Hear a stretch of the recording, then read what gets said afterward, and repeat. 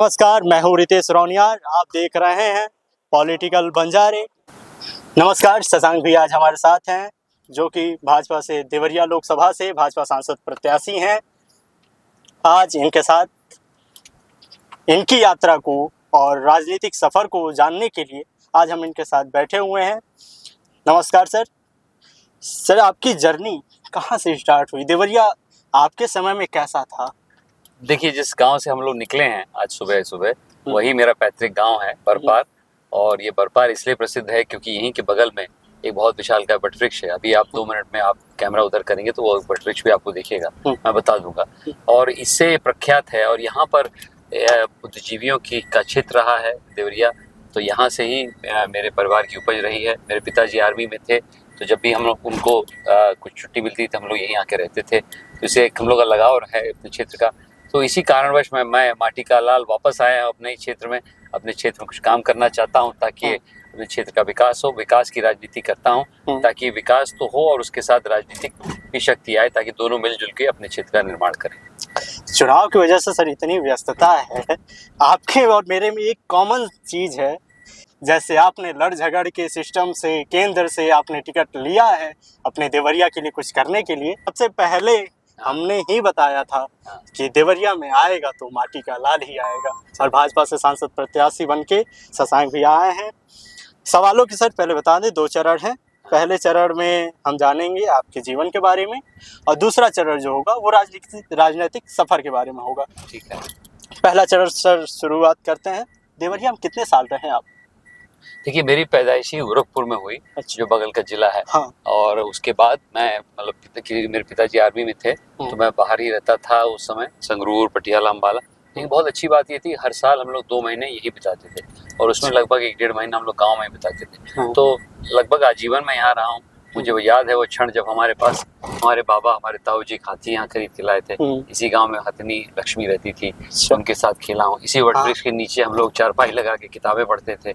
यहाँ पर जो हमारा खेत है, खलिहान है, उसमें हम लोग घुमाया करते थे। ये जो परवरिश हुई है मेरे पिताजी माता जी की देन है, हमारे बाबा की देन है, क्योंकि उन्होंने यह हर समय हम लोग को कहा कि गांव छोड़ के मत जाइए। हम लोग कहीं भी रह सकते थे, लेकिन गांव में रहना आवश्यक था, क्योंकि जो मिट्टी से जुड़ने वाला प्रक्रिया है वो तभी होता है जब आप मिट्टी के आसपास खेलें, कूदें, बढ़े पड़ें।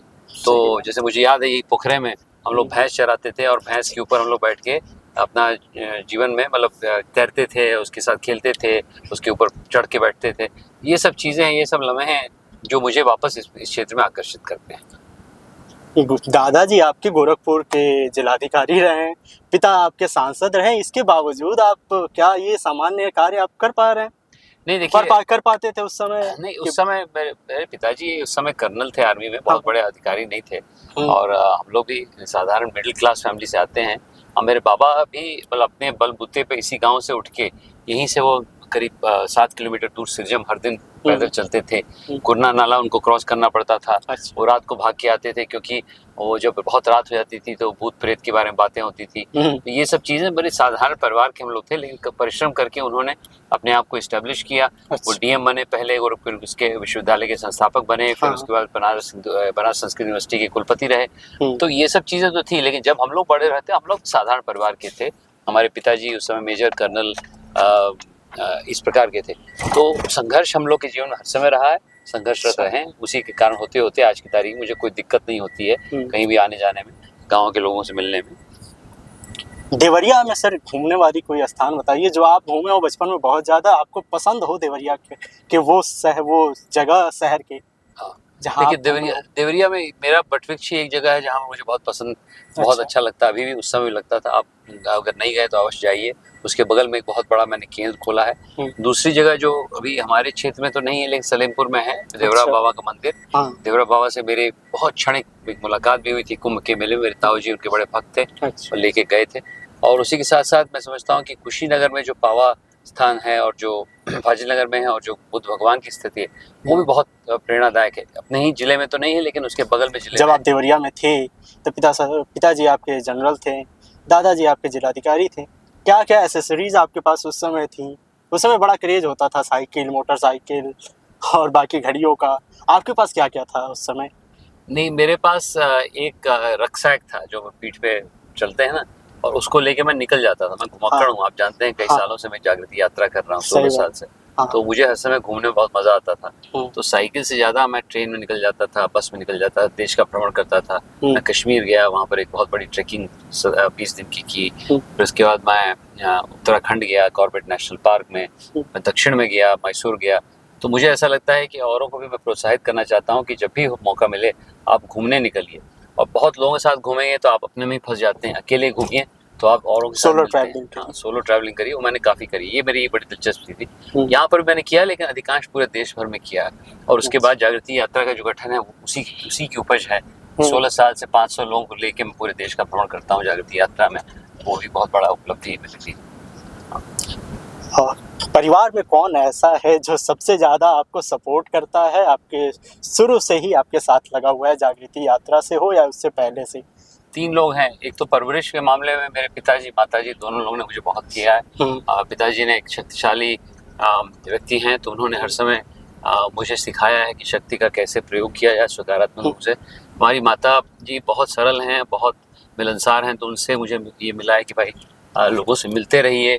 और उनके पिताजी एक बड़े अच्छे राजनीतिक थे। और तीसरा मेरी पत्नी है, जिन्होंने बहुत मेरा समर्थन किया है, क्योंकि ऐसे परिवेश में हम लोग भागते ही रहते हैं, नेतागण या समाज सेवी। तो उसमें हर समय, जैसे कि उदाहरण के तौर पे 16 साल में से 14 साल मैंने अपना नववर्ष ट्रेन में ही बिताया है। तो इसमें मेरे परिवार का भी काफ़ी बड़ा सैक्रिफाइस है, खास करके गौरी जी का। मैम के साथ आपकी अरेंज मैरिज है या लव मैरिज? ये थोड़ा पर्सनल है, लेकिन फिर भी ये कॉम्बो है। कॉम्बो ऐसा था कि किसी ने मुझे इंट्रोड्यूस कराया। अच्छा। और उसके बाद हम लोग अपने आप आगे निकले। अच्छा। तो फिर बाद में अरेंज? हाँ, मतलब अरे नहीं, पहले अरेंज थी, बाद में हमारा पहले मतलब मीटिंग अरेंज थी। तो किसी ने बोला भाई साहब आप चले जाइए, वहाँ पर कोई डिनर खाना है। तो किसी ने मुझे बताया नहीं था, गौरी जी को भी नहीं बताया था। तो हम लोग वहाँ मिले, फिर हम लोग को पता चल गया कि थोड़ा बहुत डिनर अरेंज सा था। अच्छा। लेकिन उसके बाद हमें कोई जबरदस्ती नहीं की, हम लोग ने अपने आप मिले। हम लोग एक प्ले देखने गए, उस समय सफाया में प्ले हो रहा था। उसके बाद हम लोग एक दो बार बाहर गए, फिर एक दूसरे जाने पहचाने। फिर हम लोग बोला चलो ठीक है, ये सही है। तो मतलब इसको कॉम्बो कहिए, ऐसा भी आप कह सकते हैं। मैम एक कथक आर्टिस्ट हैं, जैसा हम लोग मीडिया से सूत्रों से जान पाए हैं। मैम एक कथक आर्टिस्ट हैं, क्या इसका प्रभाव आप पे पड़ा उस समय? नहीं, सांस्कृतिक रूप से हम लोग का जो परिवार है, त्रिपाठी परिवार या मणि परिवार, बड़ा निरस है। ब्यूरोक्रेट्स हैं, आर्मी अफसर हैं, पुलिस के अफसर हैं। तो उस हिसाब से जब गौरी जी से मेरी मुलाकात हुई तो मुझे दिखा बहुत कला है उनमें, बहुत आर्ट है, बहुत सभ्यता है। तो उससे तो एक व्यक्तिगत आकर्षण था ही। तो हो सकता है उसका भी अनुपात हो, लेकिन मुख्यतः ये है कि कोई भी व्यक्ति जब भी किसी से मतलब शादी करने के लिए सोचता है तो वो उसका स्वभाव क्या है, उनके कैसे आव भाव क्या है, उस हिसाब से हम लोगों ने किया। कथक आर्टिस्ट होना या मेरा उस समय किसी कंपनी में रहना एक मुद्दा है, लेकिन बहुत छोटा है। मेन चीज़ ये है कि व्यक्ति कैसा है, सरल है, लोगों से मिलता जुलता है, सब ठीक है। लेकिन कोई ऐसा स्थान जहाँ मैम के साथ आपने चाय पी हो, कुछ बचपन जिया हो, कुछ दुकानें ऐसी शहर की दुकानें जो आपको अच्छा लगा हो?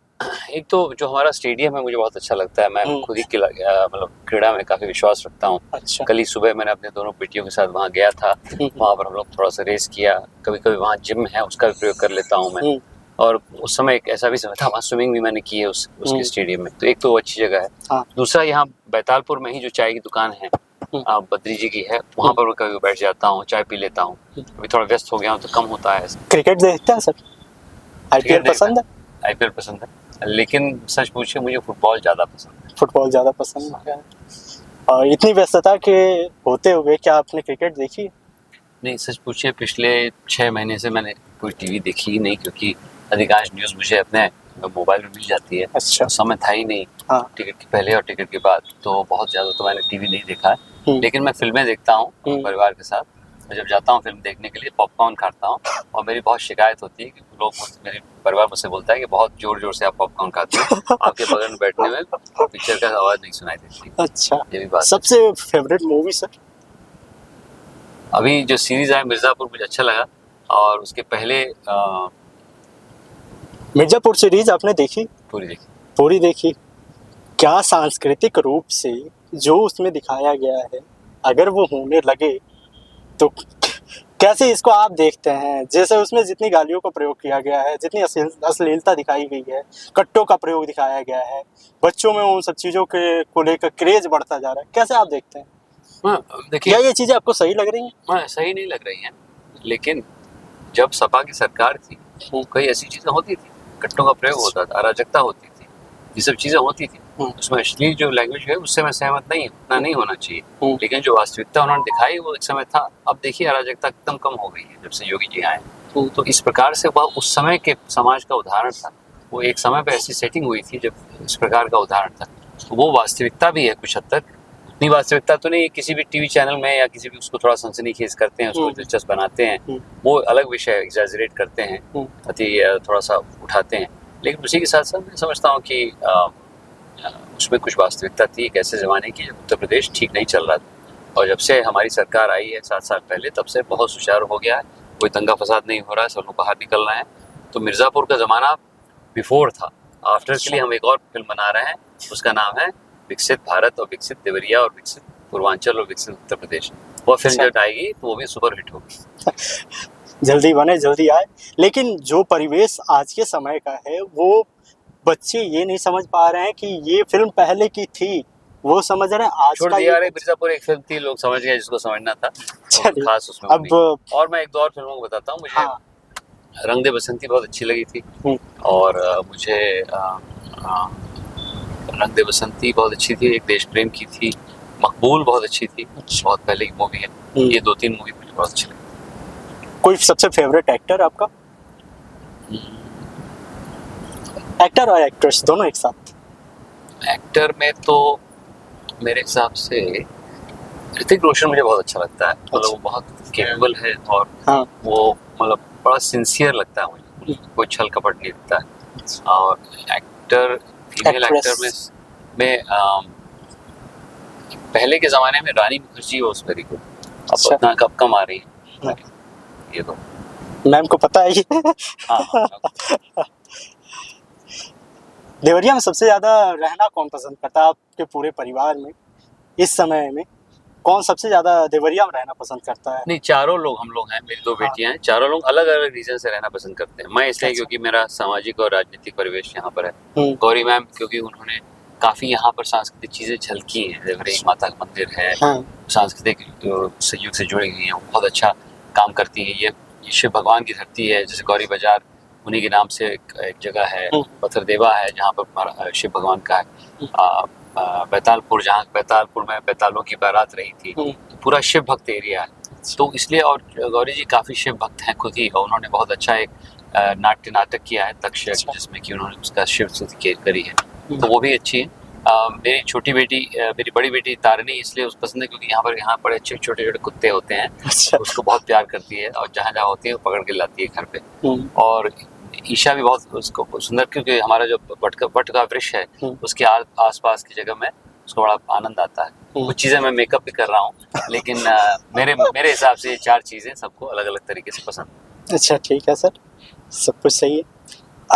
आपके समय में देवरिया में कितनी चीनी मिल चलती थी? मेरे हिसाब से बहुत पहले 18 से, लेकिन उस समय देवरिया क्षेत्र थोड़ा बड़ा होता था, कुशीनगर। हाँ, वो तो अभी, हाँ, अभी तो कम है, वही चल रही।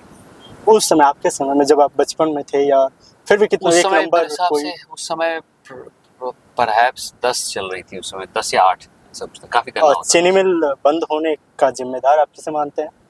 बसपा सरकार को, ने बेच दी सब चीनी मिलें। बसपा सरकार आई, उसने अपना देखा, वो एक कोई ठेकेदार थे, उनको बेच दिया, बोला प्राइवेटाइजेशन करो। प्राइवेटाइजेशन मुझे कोई दिक्कत नहीं है, लेकिन सुचारू रूप से आप नहीं करोगे तो करप्शन का मसला बन जाता है। अभी केस ये आपने मेकअप किया है। ये आपने मेकअप किया है।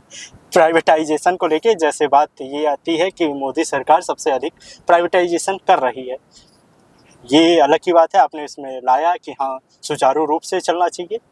आप आने के बाद, अभी तो आपकी सरकार है, 5 साल पहले भी थी, अभी भी है, और आने वाले 5 साल भी रहेगी। आप जब सरकार में आएंगे, आप सांसद बनेंगे, देवरिया को कितनी चीनी मिलें आप चलवा के देंगे? नहीं, देखिए, ये प्रश्न थोड़ा सा गलत है। प्रश्न ये होना चाहिए कि अगर आप देवरिया के सांसद बनने का सौभाग्य प्राप्त होता है तो आप कैसे यहाँ की आर्थिक व्यवस्था को ऊपर उठाएं। चीनी मिल एक माध्यम है उसको उठाने का, चीनी मिल एक एंड गोल नहीं हो सकता, क्योंकि जब अच्छा 40 साल पहले चीनी मिलें ब्रिटिश साम्राज्य ने चलाई थी, तो चीनी का दाम अलग था, चीनी की व्यवसाय अलग थी। अभी तो और चीजें आ रही हैं, एथेनॉल आ रहा है, को जनरेशन प्लांट आ रहा है, हल्दी की बात हो रही है, मूछ में काम कर रहा हूँ। अगर आप देखें, महिलाओं में अचार बनाने की फैक्ट्री बना रही हैं, तमाम चीजें हैं। हम एक चीज पे फिक्सेट ना करें, हम लोग को चाहिए कि अपने आर्थिक व्यवस्था को कैसे आगे बढ़ाएं। उसके लिए कम से कम 10 चीज मैं आपको गिना सकता हूँ, 5 तो गिना ही दी है। तो इस हिसाब से हम लोग कैसे प्रश्न करें कि जब मैं सांसद बनूंगा तो मैं अपने क्षेत्र को आर्थिक और सामाजिक रूप से कैसे आगे ले जाऊं।